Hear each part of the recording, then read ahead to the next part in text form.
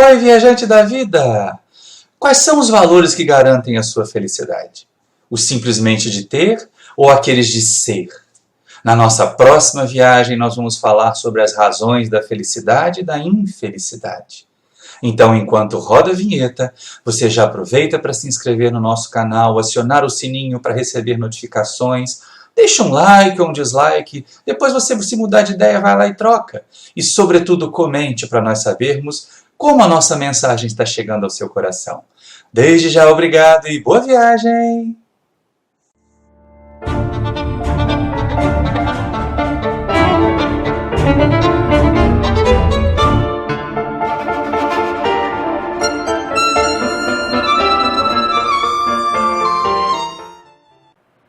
Queridos irmãos, queridas irmãs da família espírita, boa noite.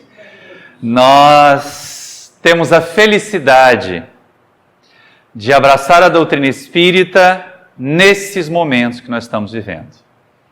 Porque ao olhar em torno, ao perceber a nossa própria situação do dia a dia, quantas aflições e quantos aflitos. Falanges de criaturas que sofrem das mais variadas causas. Aqueles que sofrem pelas privações materiais, pelas necessidades às vezes extremas, perecendo à míngua de fome, por assim adiante, ou até a necessidade da saúde que é precária, que cada vez mais se fragiliza, também causando sofrimento. De outras vezes o sofrimento não toca o corpo propriamente dito, mas fere profundamente o ser espiritual que nós somos. Perturba-nos a nossa mente, a nossa lucidez, faz com que muitas pessoas, diante de uma muralha de tanta dor, pensem até que deixar de viver na Terra seria o melhor, seria o caminho, e aí quantos desesperados pensam em matar-se, pensam em atitudes tresloucadas que trarão consequências piores ainda. Não apenas em relação a si, mas, por exemplo, na pressão moral do sofrimento causado por outrem, partir para a vingança, partir para o revide, o que só aumentaria o caos na sociedade e o sofrimento particular e individual de cada um. E é exatamente nesse momento que a doutrina espírita se faz para nós o Consolador, aquele Consolador prometido por Jesus, aquele que não podia ser um indivíduo, porque Jesus tinha dito que o Consolador viria e ficaria conosco para sempre. Nenhum de nós fica na Terra para sempre, pelo menos do ponto de vista material. Nenhum dos nossos corpos, por mais que nós nos empenhemos, por mais que nós tentemos levar vidas saudáveis, permanecerá indefinidamente no planeta. Então, o Consolador não pode ser nenhum indivíduo, nenhum homem, nenhuma mulher, nenhum médium milagroso, nenhum doutrinador que seja muito fluente, poderá garantir a consolação que nós precisamos. O Consolador precisa ser uma ideia, precisa ser uma doutrina, que à medida que nós mesmos assimilamos essa ideia, assimilamos essa doutrina, nós passamos a nos confortar, nós passamos a nos consolar, nós começaremos a ver aquela muralha de dificuldades e de problemas como uma oportunidade à renovação, como uma chamada a nos reinventarmos. Já que aquele caminho que nós vimos seguindo trouxe tanta dor, tanto sofrimento, vamos testar um caminho diferente. Mas um caminho diferente que também nos traga paz. E não apenas o diferente por ser diferente, que no final das contas a gente vê que é mera repetição, às vezes com um sinal trocado, mas é mera repetição das mesmas condutas que nos trouxeram as dores, os sofrimentos, dos quais nós queríamos fugir. E na quarta parte do Livro dos Espíritos, é interessante Allan Kardec, ele coloca 2 capítulos apenas. É o grande fecho da obra. É o grande momento consolador a partir da razão. Muito mais até do que a partir do sentimento, mas a partir da razão. Embora, claro, todas as respostas que os Espíritos nos dão nas questões que nós trataremos, elas de certa maneira tentam burilar o nosso sentimento, para que nós também entendamos o Consolador pelos 2 sentidos. Pelo sentido da razão e pelo sentir ou pelo perceber aquela forma abstrata de que nós não estamos condenados à dor, de que a divindade, porque há divindade, acreditemos nela ou não, creiamos num Deus ou não, existe uma causa primeira para tudo que nós estamos observando. Se não fomos nós que a criamos, se não fomos nós que estabelecemos, se nós sequer ainda conseguimos decifrar todas as leis que regem os fenômenos da natureza, a inteligência que estabeleceu essas leis certamente é muito superior a nós. E não dá para dizer que foi por acaso. Que é um acaso a Lua estar na posição que está, que é um acaso os nossos órgãos funcionarem do jeito que estão, que é um acaso as nossas células terem se desenvolvido desse jeito. Não, isso não é acaso. Nós somos todos resultado de um plano muito perfeito, de uma inteligência que é causa primeira de todas as coisas. Então também não é algo que vai nos fadar à destruição, porque não é nada inteligente, nem no grau superlativo, nem na anterioridade, criar alguma coisa para destruí-la depois. Aquela história que aparece lá no Velho Testamento, que Deus se arrependeu de haver criado o homem, atesta que, na verdade, aquele ser não era o Deus. Porque como ser perfeito por excelência, a inteligência suprema, depois se arrepende de criar, significa que ele errou. E a perfeição não erra, ou uma coisa ou outra, são mutuamente exclusivas. E aí a gente começa a perceber que aquilo que Allan Kardec vai perguntar para nós no Livro dos Espíritos, a partir ali da questão 920, e no nosso estudo de hoje até a questão 933, são orientações importantes, mas acima de tudo, responsabilizadoras. É certo que muitos de nós buscamos frequentemente as casas religiosas, buscamos o contato com Deus quando nós estamos abatidos, macerados pelo sofrimento, esperando um alívio rápido, principalmente aqueles mais iludidos de nós, esperando uma cura milagrosa. Ah, mas essa cura não vem. O alívio às vezes é muito rápido. O acerenar das tempestades às vezes chega sim, muito rapidamente. Mas se nós não fizermos a parte que nos cabe, logo mais adiante vamos nos deparar com outras tempestades. E aí, ao observar aquelas situações, e a gente pensa bem, né?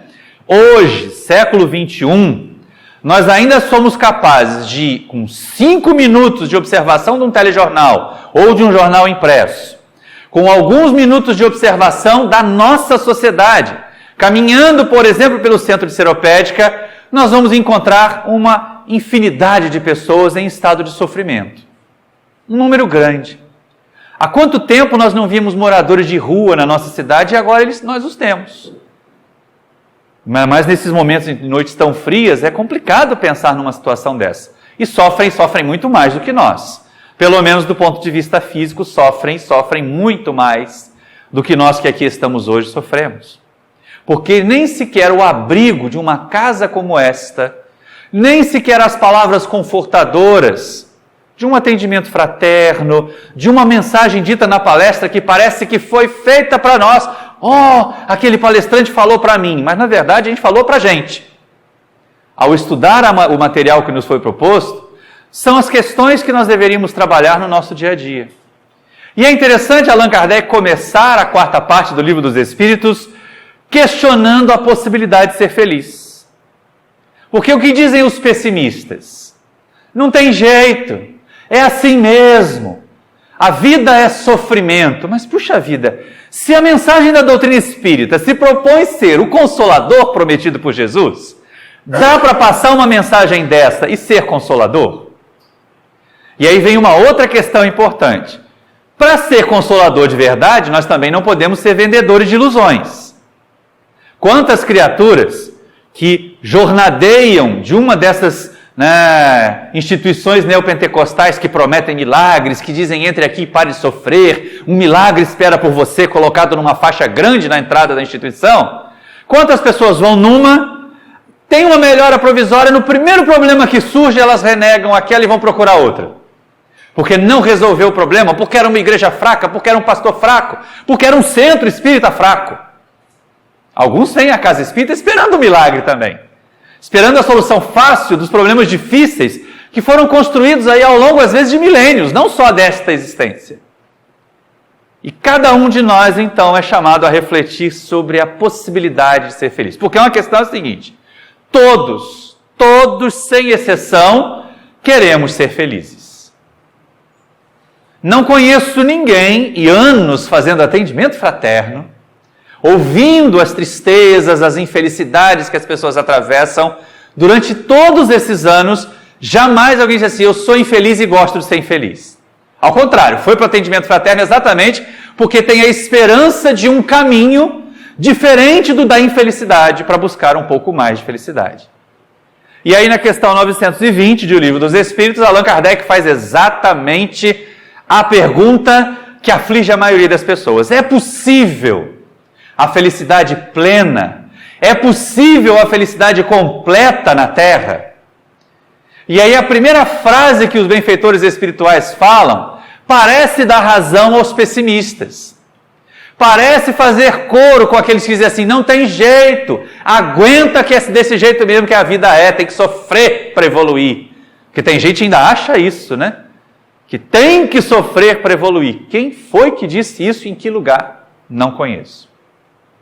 E é exatamente aí que vem a resposta. Eles dizem: não, porque a vida vos foi dada por prova e expiação. Aí primeiro a gente vai reconhecer, estamos no Livro dos Espíritos ainda não estava disponível para a grande população a mensagem do Espírito Agostinho que consta do Evangelho segundo o Espiritismo, que dá para nós a escala dos mundos, em que nós temos lá os mundos primitivos, antes deles, sem habitante nenhum, os mundos chamados transitórios, que são os mundos em formação, os planetas recém-saídos da massa estelar, que ainda estão super quentes, cheios de convulsões geológicas, então incapazes de sustentar qualquer tipo de vida orgânica. Mas assim que um planeta alcança a possibilidade de atingir vida orgânica, ele é um mundo primitivo. E aí logo depois vem a condição de planeta de provas e expiações, e então nós estamos no segundo degrau da escala. E já há bastante tempo. E olha só como nós somos preguiçosos. Jesus, há mais de 2000 anos, veio iniciar para nós, veio virar a chave que liga o motor para impulsionar para um planeta de regeneração, que é o terceiro degrau apenas da escala. Não é o mundo mais feliz, mas já será um mundo diferente desse que nós experimentamos. Diferente deste que é cheio de amarguras, porque nós construímos ainda para nós essas amarguras todas. E aí, claro, só aumentaria o nosso pessimismo, né? Poxa, não dá para ser feliz na Terra. A vida foi dada por provas e expiações. Então é baixar a cabeça e deixar rolar. Só que aí, se a gente continua lendo, porque tem que deixar de preguiça para estudar a doutrina espírita, né? Não dá para parar na primeira frase. Não dá para desanimar na primeira meia dúzia de perguntas. O estudo metódico de uma doutrina precisa ser feito prolongadamente. E aí nós vamos perceber que os Espíritos dizem assim: mas cabe aos indivíduos viver na Terra tão bem quanto comporte a nossa existência grosseira. Quer dizer, não dá para a gente fugir daquilo que diz respeito às transformações da matéria. Não adianta, por mais que eu me ache aquela criança fofinha, bebê da Anne Guedes, eu não vou conseguir passar mais de um ano com aquela carinha de bebê da Anne Guedes. Depois vira um capetinha correndo para tudo que é lado, deixando os pais doidos, né? Mas todos sorridentes e felizes também quando chuta a primeira bola, quando solta a primeira palavra. Então nós vamos ter que mudar materialmente.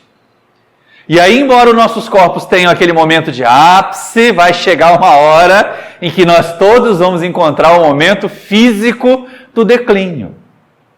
E aí é aquela dorzinha na coluna que a gente não sentia e passa a sentir, é aquela dor no joelho que a gente não sentia e passa a sentir. Né? É aquele brigadeiro que antes a gente comia 50 brigadeiros numa festa e saía correndo para jogar bola. Agora, se olhar para um brigadeiro engorda 5 quilos, né? O metabolismo vai ficando mais lento, o metabolismo vai exigindo de nós mais esforço para poder processar a mesma quantidade de alimento, de calorias que nós ingeríamos antes, quando éramos mais jovens e gastávamos bastante. Então, disso a gente não pode fugir. Mas nada de dizer que a gente tem que, então deixa eu ficar quieto aqui, aguentar minha dor, porque eu estou assim, porque Deus quer, faz parte da lei divina. Bom, tudo bem, não dá para fazer desaparecer uma artrose numa articulação né, sem uma cirurgia ou sem um tratamento inovador que inventem por aí, que por enquanto não tem. Mas dá para eu fazer algum tipo de atividade que fortaleça a musculatura em torno daquela articulação e ela vai transmitir menos dor para mim.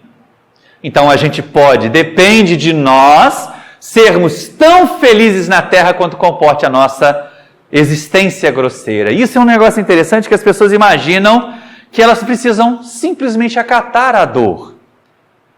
O que nós não devemos fazer é a rebeldia ante a dor, porque agir como aquelas crianças pirracentas que querem comer sorvete antes do almoço, e se o pai e a mãe dizem que não, se você está de mal comigo, você não gosta de mim, você não me ama.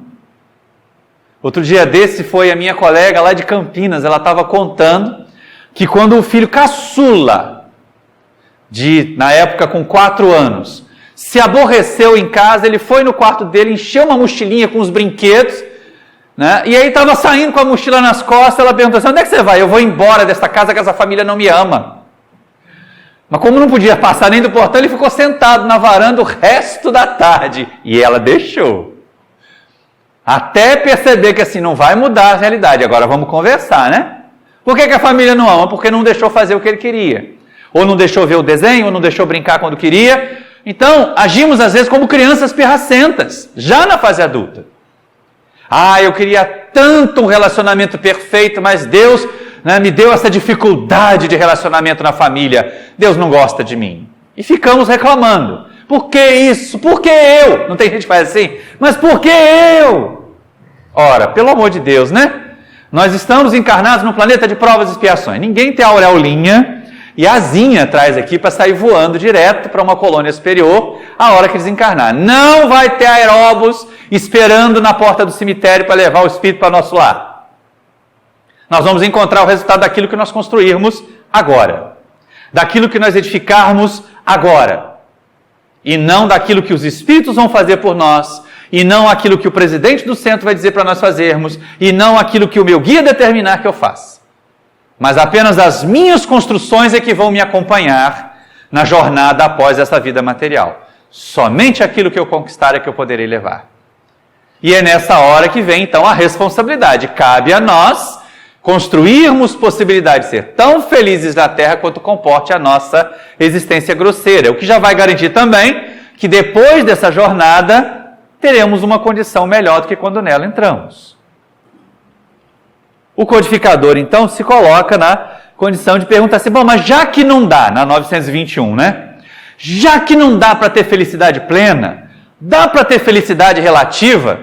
E aí vem aquele estímulo dos amigos, e bem grande, dizem os espíritos.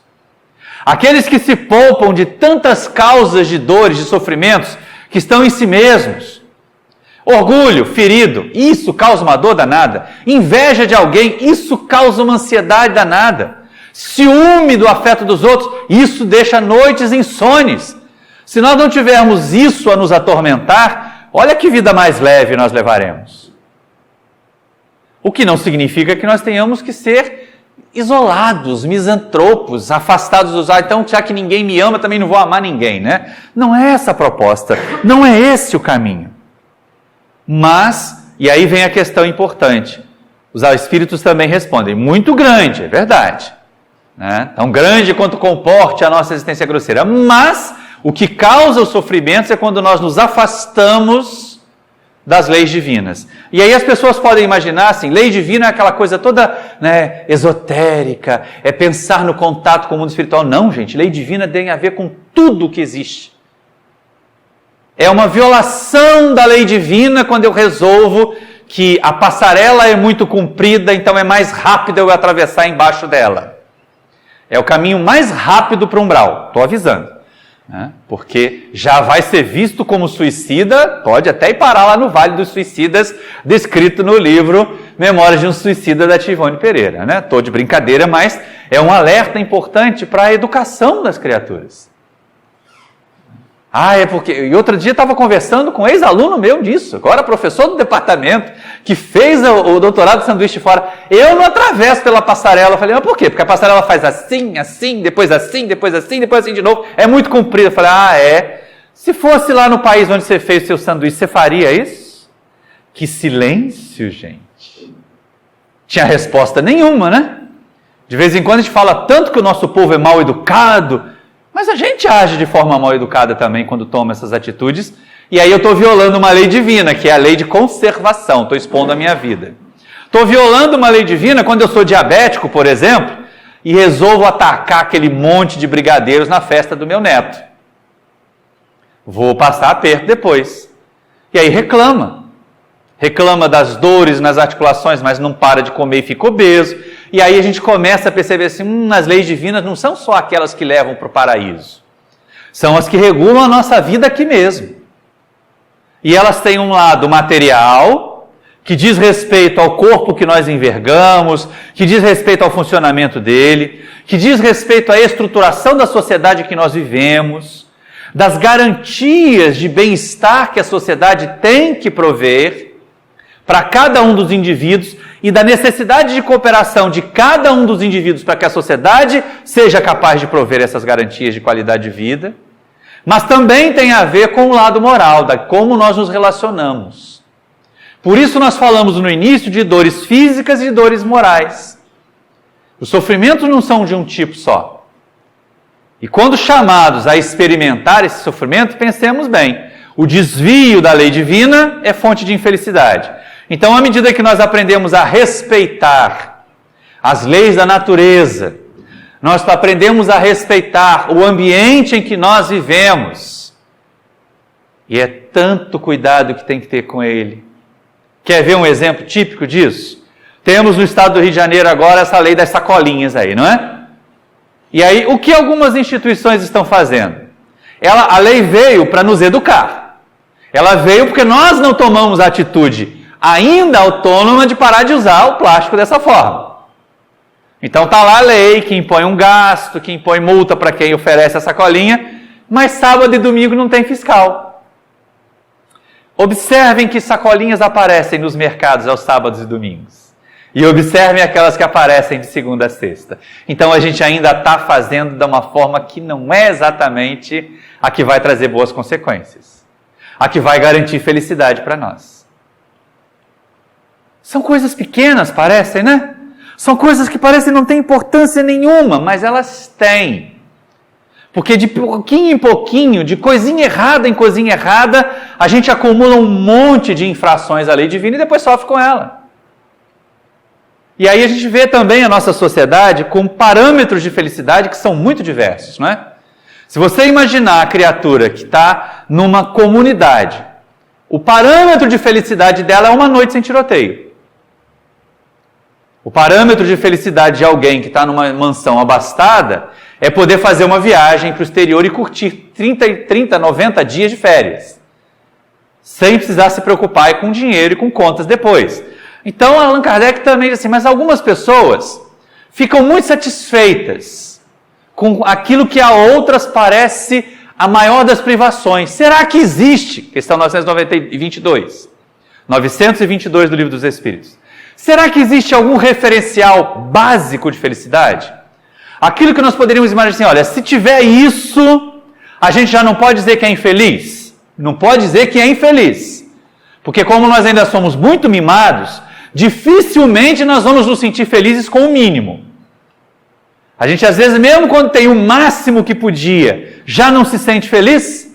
Imagina com o mínimo. Mas o mínimo é a condição mínima de felicidade. Aí os Espíritos respondem o seguinte, do ponto de vista material, e é interessante que eles vão repassar isso de novo lá na questão 927.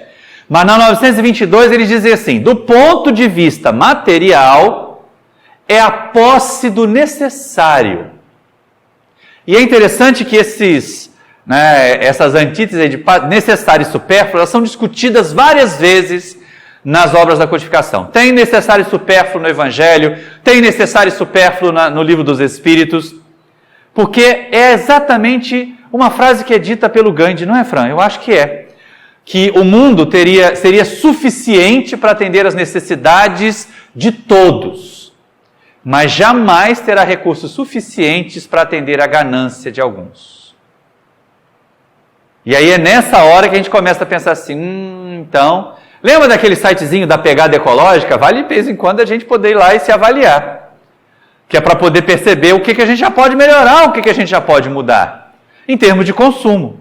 Então, do ponto de vista material, a condição mínima de felicidade é ter a posse do necessário. Necessário para quê? Necessário para viver com dignidade. Necessário para viver com saúde. Necessário para viver com equilíbrio, com paz.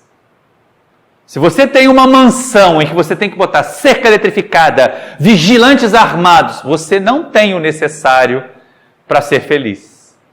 Porque te falta a liberdade de se deslocar, de se mover, de viver em paz. Então, do ponto de vista material, é isso. E aí os espíritos ainda continuam. Do ponto de vista moral, aí são 2 requisitos. A consciência tranquila e a fé no futuro. Fé no futuro, a doutrina espírita pode ajudar bastante a gente a ter. Não apenas pelos conceitos lógicos da imortalidade da alma, mas pelas demonstrações científicas disso. Científicas sim, submetido a testes, avaliado por alguém que ganhou o prêmio Nobel 2 vezes, que é William Crookes. Os fatos espíritas são reais, diz ele lá no século XIX. Qualquer um que agora no século XXI alardeie que a ciência não tem provas da vida espiritual, não estudou, não fez a revisão da literatura que devia ter feito. A gente reclama tanto que os nossos alunos não fazem revisão da literatura, mas de vez em quando os PhDs não fazem também. Porque esse material está disponível há mais de um século. Para que as criaturas percebam que alguém pesou o espírito materializado, pesou a médium, levou para o microscópio fios de cabelo do espírito materializado, levou da médium, se cercou de todos os cuidados para evitar fraude e garantiu à Sociedade Britânica de Ciência que os fatos espíritas são reais. Então não dá para a gente dizer que a ciência não estudou o espiritismo. Já estudou o espiritismo há um monte de tempo. E tem provas disso. Então o espiritismo prova, sim, cientificamente, a imortalidade. Principalmente naquelas comunicações que são tão marcadas por características peculiares de alguém que nós conhecemos enquanto esteve materialmente conosco. E é nessa hora que o conforto vem pelo campo do raciocínio. Não há como, diante de uma comunicação de um filho desencarnado, que se revela ali com todas as características que tinha, que um coração materno ou paterno não se sintam confortados, o que não significa que se tornarão espíritas. E daí o imenso cuidado que a gente tem que ter com a proposição de fenômenos para convencer as pessoas. Fenômenos não convencem, fenômenos não fazem prosélitos. Fenômenos são como pílulas, como analgésicos, esses principalmente das chamadas cartas consoladoras. São analgésicos. Vem para ajudar a aliviar a dor no momento que ela está aguda. Mas aquilo que vai curar a dor crônica é a fé no futuro. A percepção de que nós também não vamos morrer. De que nós também não vamos acabar. E de que por pior que seja essa existência, ela finda. Mas eu não termino. Mas eu não findo de existir. E poderei trabalhar agora já para garantir um futuro melhor. Isso faz com que nós hajamos de uma forma mais consciente e mais moderada, inclusive. Essa é uma questão que não se pode perder de vista. Porque às vezes nós imaginamos, mas onde é que eu vou encontrar consolação? Estude. Puxa, gente, olha só. O Pentateuco tem 5 livros, as obras básicas da codificação. Nós temos o Livro dos Espíritos, o Livro dos Médiuns, o Evangelho segundo o Espiritismo, o livro Céu e Inferno e o livro A Gênese. Só de estudar essas obras, nós já vamos encontrar vários raciocínios e várias demonstrações da realidade da vida espiritual e da imortalidade que garantem a nossa fé no futuro. Mas mais do que isso, o que garante é a nossa esperança. Porque às vezes fé nós temos, só que não temos a esperança. Esperança não no sentido de esperar, mas como o pessoal tem usado hoje o verbo esperançar, né? De ter aquela noção de que é possível uma transformação para melhor. Ela é ativa. Esperar é passivo. Esperançar é ativo. Vamos aproveitar o neologismo para poder fazer uma mudança no nosso comportamento. Eu estou indo lá no centro, estou em tratamento, vou esperar melhorar para fazer alguma coisa em prol de mim mesmo. Danou-se. vai melhorar nunca. Vai ter alívios. Passe analgésico, água fluidificada, analgésico, nome na reunião mediúnica, analgésico. Cura de verdade é a mudança do meu comportamento. É a mudança da minha atitude diante da vida.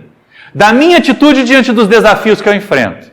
E é isso que é importante levar em consideração.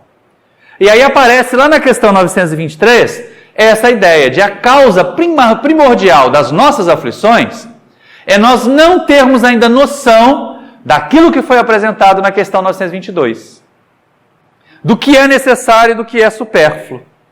Daquilo que realmente eu tenho carência. E daquilo que eu posso passar sem. E Kardec usa até um exemplo muito interessante. Na verdade, Kardec não. Essa resposta é dada pelos espíritos. E eles falam assim, imagine uma criatura abastada, que ganha 50 mil libras por ano. Vamos considerar lá, século XIX, né? Libra, do ladinho da França, ali de libra esterlina, era dinheiro à beça. E aí, de repente, ele passa a ganhar 10 mil libras por ano. Ele vai se sentir um desgraçado por não poder mais fazer a mesma figura, por não ter mais lacaios para servi-lo, por não poder trocar de carruagem todo ano, por não dar festas e abastecer seus salões. Mas imagine uma criatura que mendigava e que ganhava 100 libras por ano. Se ela passar a ganhar 10 mil libras, ela não vai se sentir um milionário? Aliás, isso acontece tão fácil com filho, né? Filho ganha mesada, sempre a mesada é pouco, sempre a mesada é curta, aí entra para a universidade e arruma o primeiro estágio, se acha rico. Acha tão rico que acaba abandonando as disciplinas e deixando de formar depressa para poder ganhar logo o salário de profissional e fica lá ganhando a merreca de estagiário, porque acha que agora já está rico com 1.000 e poucos reais. É lógico, para quem não ganhava nada, ganhar 1.000 e poucos reais já está rico. Mas, se você se esforçar um pouquinho mais, se você concluir o seu curso no tempo certo, você vai ganhar muito mais do que isso. E olha que eu estou falando apenas de coisas materiais. Mas tem gente que acha que se não tiver o corpo perfeito, a beleza, a estética perfeita, a companhia dos sonhos, não será feliz. Quando nada disso é necessário à nossa felicidade. De novo, a gente volta à resposta dos espíritos na questão 922. O parâmetro mínimo de felicidade é a posse do necessário, joga o supérfluo tudo de lado. Não é que nós tenhamos que fazer voto de miséria, gente, por favor. Não é isso que a doutrina espírita propõe para nós. Mas ela nos propõe o desapego, com certeza. Alguém que fique aflito porque não vai conseguir trocar de carro todo ano, é alguém que está criando para si uma imensa aflição. Alguém que fique aflito porque não conseguiu perder 5 quilos em um mês, e aí passou a fazer aquela dieta dos coelhos, né? Come alface no almoço, alface na janta, alface na ceia, né? E daqui a pouco sai saltitando para uma toca aí de pelo branquinho e de olhos vermelhos, vermelhos de fome, vermelhos de hipoglicemia, de desespero, não é vermelho de coelhinho branquinho, fofinho da Páscoa, porque não vai acontecer. Então são aflições que nós criamos para nós. São problemas, são dificuldades que nós criamos para nós. E aí vem aquela questão assim, mas às vezes, Kardec é daqueles perdigueiros, né? Vamos imaginar assim, ele não vai deixar uma ponta solta para alguém usar de desculpa. Quantas pessoas dizem assim, mas eu sou tão previdente, eu pensei nisso, eu investi, guardei dinheiro para o futuro, eu fiz a minha previdência privada, coloquei num fundo de pensão, e aí deram um golpe no fundo de pensão, ele faliu, não dependeu de mim ficar pobre e infeliz.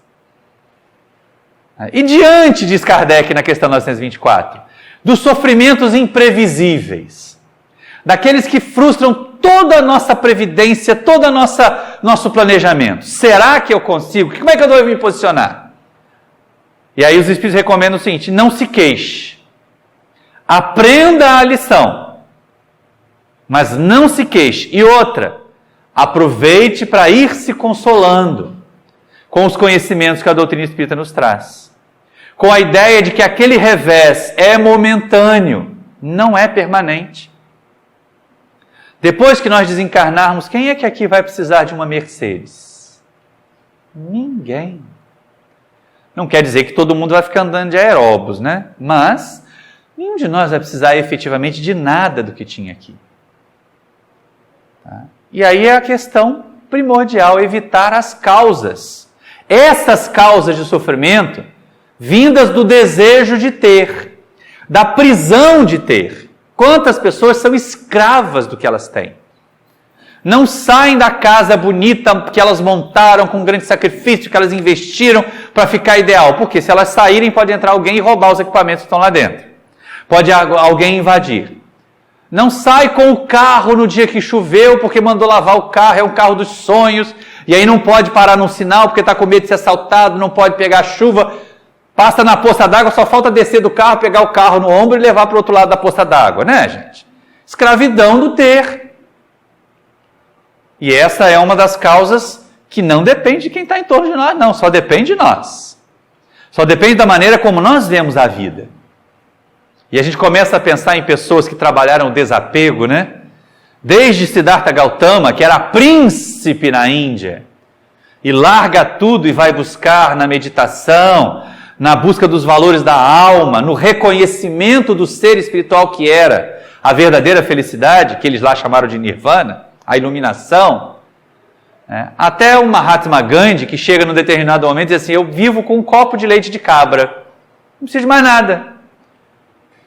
E estava mais feliz do que quando ele estava envergando lá seu terninho de advogado, trabalhando em causas que lhe traziam dinheiro, mas não traziam paz. Não garantiam a sua paz. Pessoas que aprenderam a se desapegar, como um Francisco de Assis do seu tempo.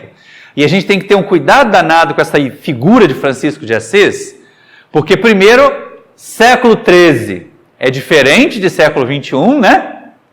Se um Francisco de Assis viesse hoje, até para divulgar bem a sua mensagem em nome de Jesus, vocês acham que ele não ia querer um WhatsApp?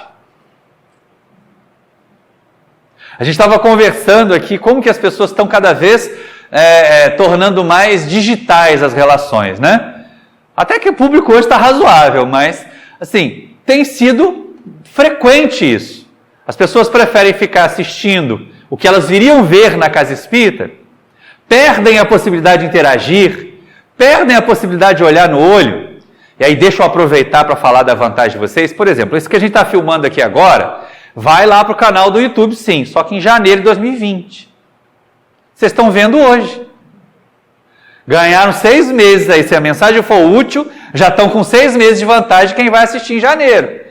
Tá? Então, essa ideia de que eu prefiro assistir quietinho, deitado, confortável na minha cama, as palestras lá no canal do Maurício, faz isso não. Vem para o centro, de preferência pergunta assim, onde é que eu já posso ajudar? Será que tem curso de passe para eu fazer? A gente tentou fazer curso de passe esse ano, mas teve pouca adesão, então eu preferi deixar para o próximo. Porque curso de passe para 3 pessoas é um deslocamento de tempo muito intenso para pouco resultado. Tá? Porque as pessoas estão achando que vão ficar lá, né, bota um copo de água na frente da televisão, liga o YouTube e deixa o Geraldo de Aquino fazer prece. Ele já desencarnou um monte de tempo, mas tem um monte das orações de Geraldo de Aquino lá, que ele fazia na Rádio Rio de Janeiro, para fluidificar a água. E a pessoa depois toma, então pronto, já fui ao centro, já tomei meu passe virtual. O mentor é o bit e a mentora é o byte. Né? Só pode ser.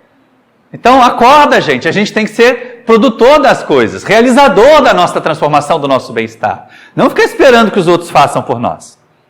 E aí tem aquela questão, né? Às vezes é a sociedade desequilibrada, desajustada que causa. Aí a gente diz assim, poxa vida, Kardec escreveu isso em 1857, mas ele estava vendo 2019 no Brasil, não é possível.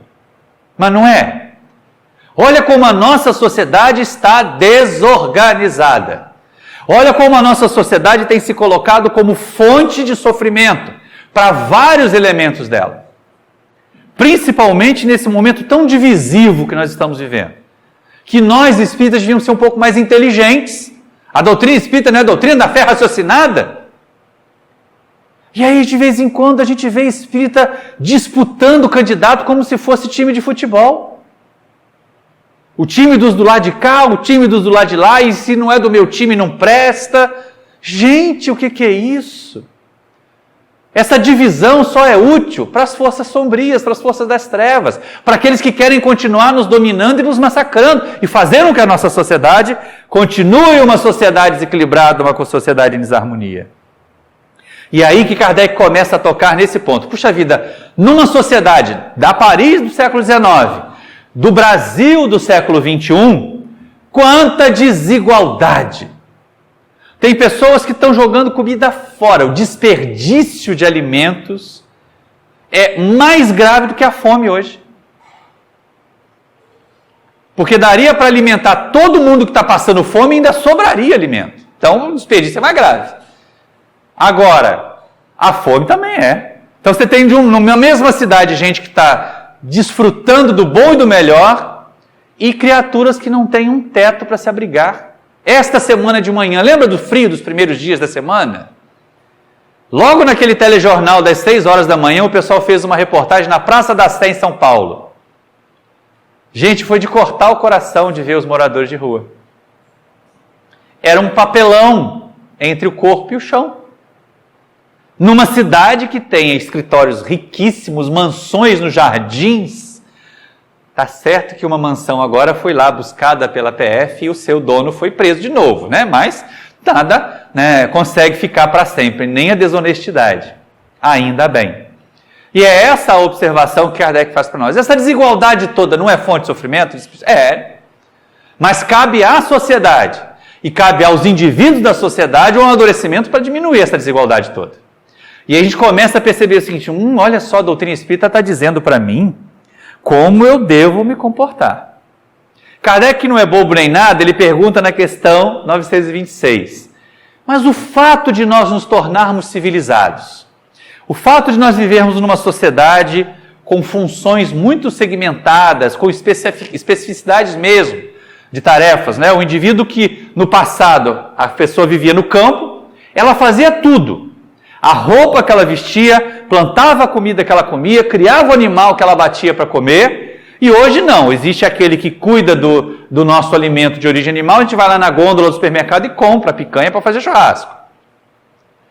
Compra o ovo que veio da granja, a gente não sabe nem, as crianças de hoje acham que ovo vem da porta da geladeira.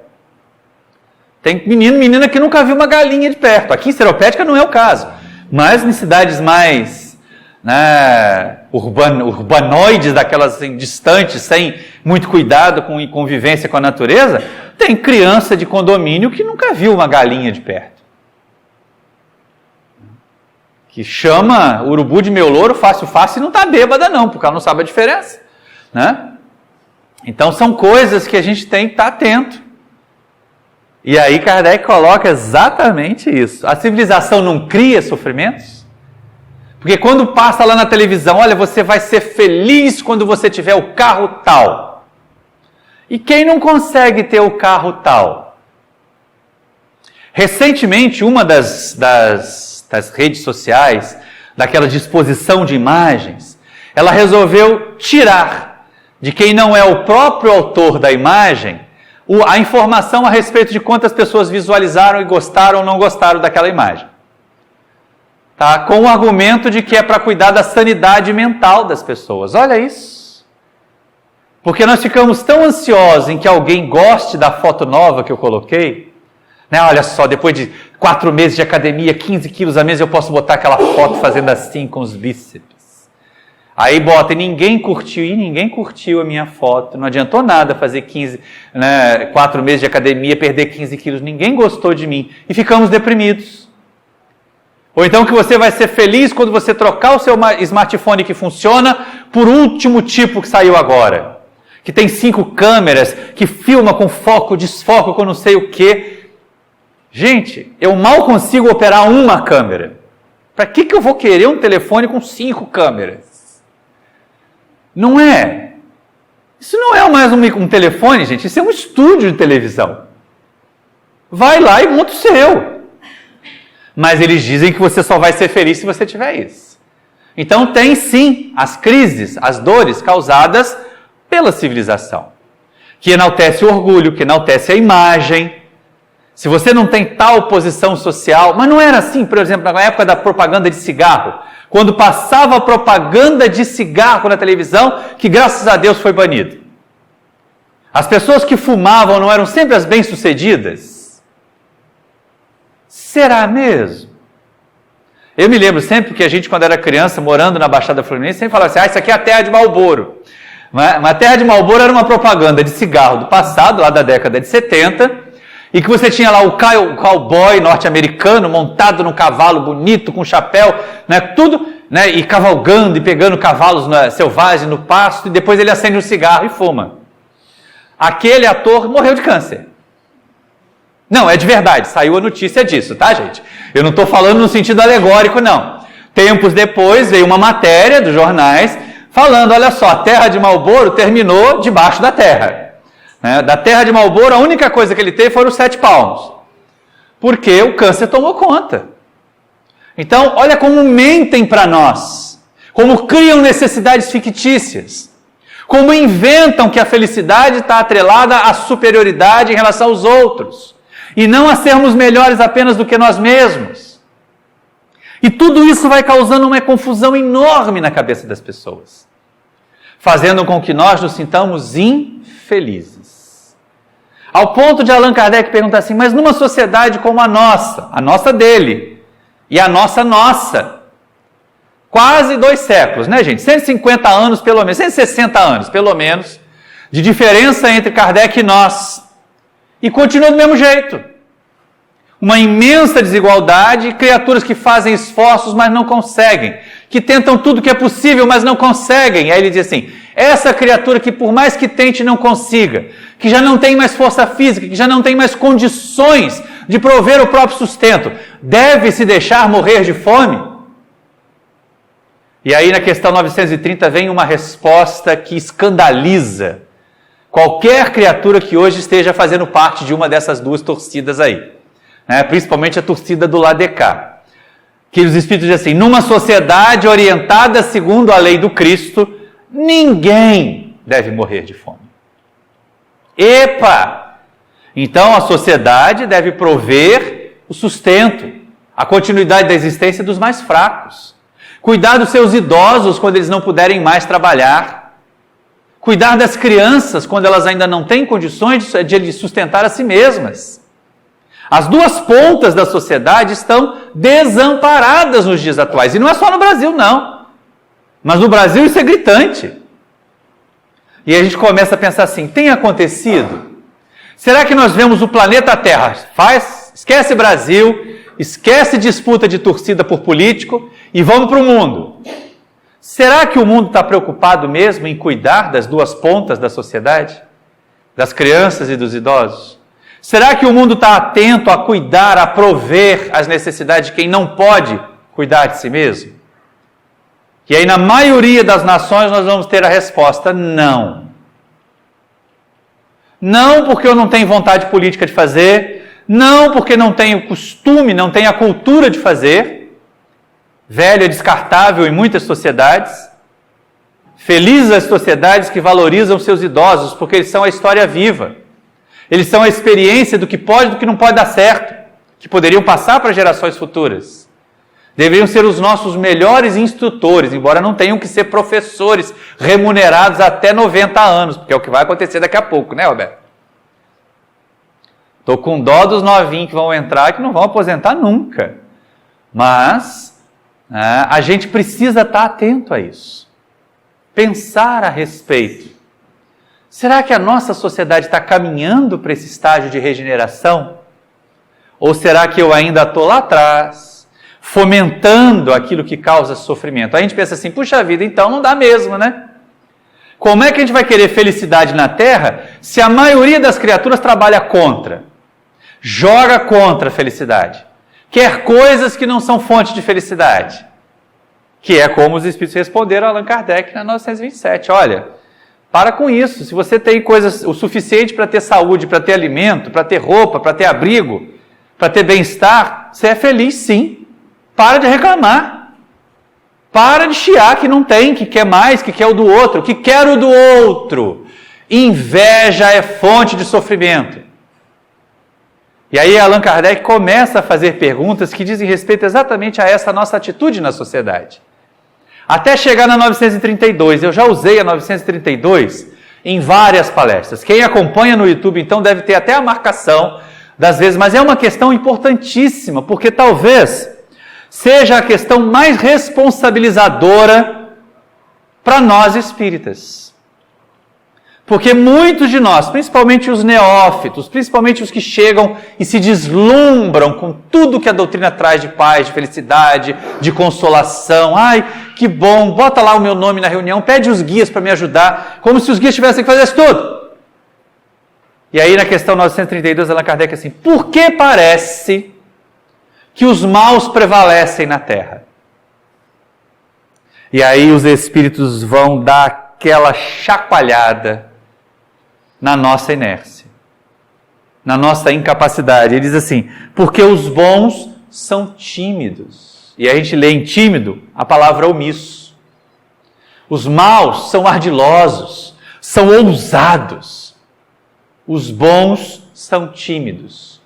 Quando eles pararem de se omitir, porque timidez é omissão nesse caso, aquela situação assim, eu sou bom, então eu não vou reagir ao político corrupto que comprou meu voto.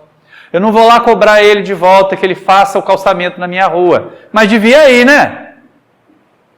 Pelo menos isso. Vai lá no seu vereador e bate no gabinete dele. Por que você não está fazendo o que prometeu? Manda uma mensagenzinha para o seu deputado, para o seu senador, se a gente lembra ainda em quem votou. Por que você não está fazendo o que prometeu? Enquanto os bons se omitirem, os maus levarão vantagem, sorrirão ainda de nós, debocharão de nós. Porque eles são ousados e eles são ardilosos. E aí a gente de vez em quando fica assim, está nas mãos de Deus. Espera aí, questão número 1 do Livro dos Espíritos diz que Deus é alguém? Não, Kardec não perguntou quem é Deus. Que Deus é alguma coisa? Não, Kardec não perguntou o que é Deus. Kardec perguntou o que é Deus. E os Espíritos responderam, causa primeira de todas as coisas, inteligência suprema. Nada material. Então, que mão é essa? Quais são as mãos de Deus para o planeta Terra se mobilizar e se transformar? As minhas, as da Jéssica, as da Francisca, as da Penha, as do Patrick. Deus tem muitas mãos e algumas delas estão paradas. Outras estão postas lá em oração, em contemplação e não fazem nada. Numa carolice absurda. Inércia. De novo, os bons são tímidos. Pessoas que se horrorizam. A nossa sociedade está muito ruim. Alguém tem que fazer alguma coisa. Alguém somos nós que temos que fazer alguma coisa. Nós que temos que trabalhar a transformação. A partir de nós. Porque se eu não posso fazer o outro se convencer de que ele não precisa de um carro novo, de um smartphone de último tipo para ser feliz, eu posso me desapegar dessas coisas e ser menos infeliz. Eu posso não sentir inveja, porque alguém chegou numa posição social diferente da que eu até almejava, mas não consegui. Agora, vocês já pensaram o custo de chegar nessa posição social? O fardo de carregar, a ser carregado, principalmente em quem está nas posições de comando? Então, essa é uma questão que é apresentada para nós como fecho desse nosso tema, que é a questão 933. Kardec pergunta, já que nós somos responsáveis, já que nós somos causadores dos nossos males físicos, seremos também os causadores dos nossos males morais? Gente, os Espíritos dão um show na resposta. Eles dizem assim, mais ainda, porque olha só, o orgulho ferido faz sofrer, a vaidade que não foi atendida faz sofrer, a ambição não saciada faz sofrer, a inveja do que outros conseguiram e vocês não conseguiram faz sofrer, o ciúme, ter ciúme, tem gente que é ciumenta de tudo. Ciumenta de tudo até porque ela não consegue se sentir amada por ninguém. Então, qualquer coisa que dela se aproxime já é objeto de posse. A Francisca é minha amiga, ela não pode ser amiga de mais ninguém. Se ela for numa festa e colocá-la no Facebook que foi na festa com outro amigo, eu bloqueio. porque eu não quero saber de amigo traíra. Não tem gente assim? A posse aí, ó, o ciúme fazendo com que nós nos apossemos, ou tentemos, em vão, porque ninguém toma conta do sentimento do outro, né? Ninguém se apropria do sentimento do outro. Então, cada um de nós é responsável, tanto pelos nossos sofrimentos materiais. A criatura que hoje se queixa de ter colesterol alto, de ter sobrepeso, de ter até obesidade mórbida, se for o caso, de ter diabetes, ela em algum momento da sua existência desencadeou sobre o seu corpo físico aquele tipo de situação, pelos excessos que cometeu antes. A criatura que passa por momentos difíceis de abandono afetivo, em algum momento ela não soube cultivar, porque de vez em quando diz, eu amo tanto que eu nunca digo não. Isso não é amar. Isso não é amar tanto, não. Isso é se rebaixar. Porque quem ama, se ama também. Então, diante das ferramentas que a espiritualidade nos proporciona, diante desse código maravilhoso que a doutrina espírita nos traz, a começar pelo Livro dos Espíritos, pelo nosso Livro dos Espíritos, a base, o início de tudo da codificação está aqui. Entender o resto, entender as obras subsidiárias, sem estudar o Livro dos Espíritos é muito difícil. Embora o Evangelho segundo o Espiritismo seja aquele travesseiro gostoso, onde a gente coloca a cabeça que está em sofrimento, em fogo, quando está no momento mais agudo do sofrimento, porque ele tem essa peculiaridade de ser a expressão máxima do Consolador, é através do Livro dos Espíritos que nós garantimos o conhecimento para entender o Evangelho. Porque não adianta você falar para uma mãe que foi ao sepultamento do filho, que o filho dela não morreu, que ele é imortal, se ela não estiver intimamente convencida disso. No Evangelho se fala da imortalidade, mas vai ser aqui. O próximo palestrante até, não coube para nós, mas o próximo palestrante vai lidar com as perdas de pessoas queridas. Perdas entre aspas. Porque nós não somos donos de ninguém, nós não somos proprietários de quem quer que seja. Então, cada um de nós passa a ser um artífice da própria felicidade, um construtor da sua própria harmonia íntima, se nós seguirmos o que essas poucas questões, são 14 questões apenas para o estudo de hoje. Nós nem abordamos todas uma a uma pontualmente. Buscamos aquelas que fossem mais condizentes com 1 hora ou 55 minutos de estudo, como nós já estamos agora. Mas é importante para nós aqui presentes, para vocês lá do YouTube, que a gente coloque em prática. Que a gente não fique indo ao centro espírita buscar benefícios, mas que aprenda a estar no centro espírita como benfeitor de si mesmo, podendo ainda estender o benefício aos outros.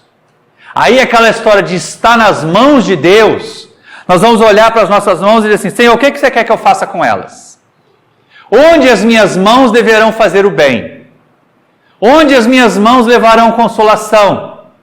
Onde o meu abraço fará o solitário se sentir menos solitário? Onde o meu carinho, o meu afago fará aquele que sofre dores sentir um pingo de alívio da dor que sente? Nós somos chamados a agir, não apenas em relação aos outros, mas também a sermos caridosos conosco, a fazermos o bem, porque fazer o bem nos fará muito felizes.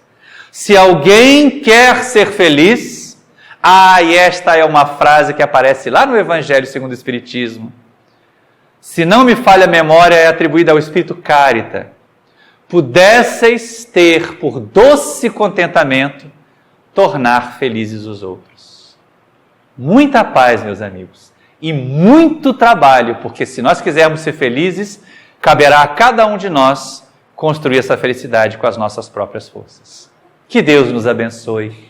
Muito obrigado pela atenção.